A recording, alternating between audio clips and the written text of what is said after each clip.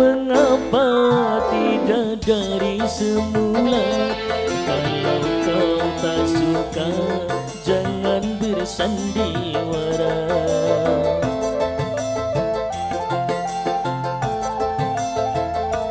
Hilanglah, hilanglah cinta yang kita bina. Hatimu, mulutmu, mengapa berbeda?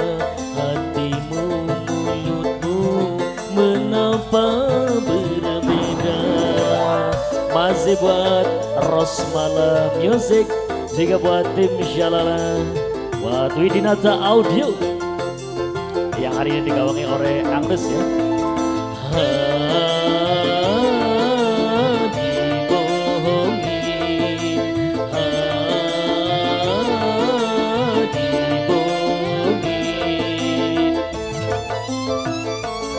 Tiada kusangka cinta terpedaya, kau bercumbu mesra dan di depan mata.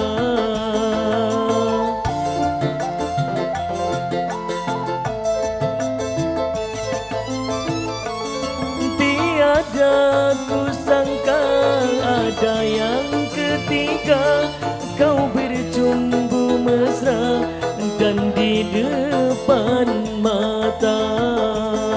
Hilanglah semua harapan dan cinta, hilanglah semua tertipu asmara. Mengapa, mengapa tidak dari semula? Kalau kau tak suka, jangan bersandiwara.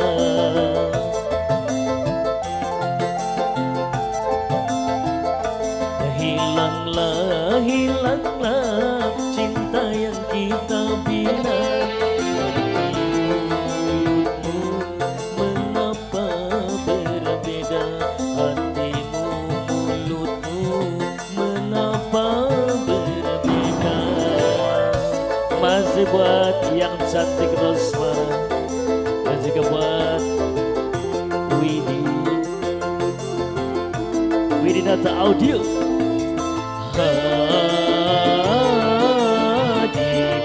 Dibohongin, dibohongin.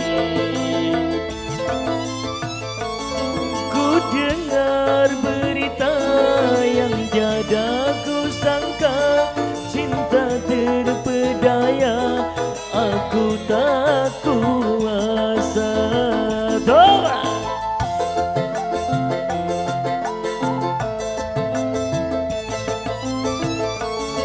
Tiada kusangka ada yang ketiga, kau bercumbu mesra dan di depan mata. Hilanglah semua harapan dan cinta, hilanglah semua tertipu asmara. Mengapa, mengapa tidak dari semula? Kalau kau tak suka, jangan bersandiwara.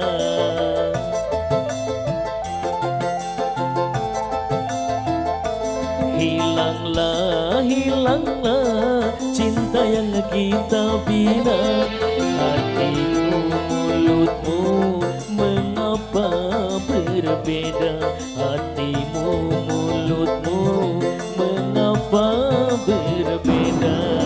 Sekali lagi masih buat yang punya Rosmala Music, Mimi, majikan, majikan, majikan, majikan Ros, majikan Ros, majikan, majikan, majikan saya. Terima kasih majikan.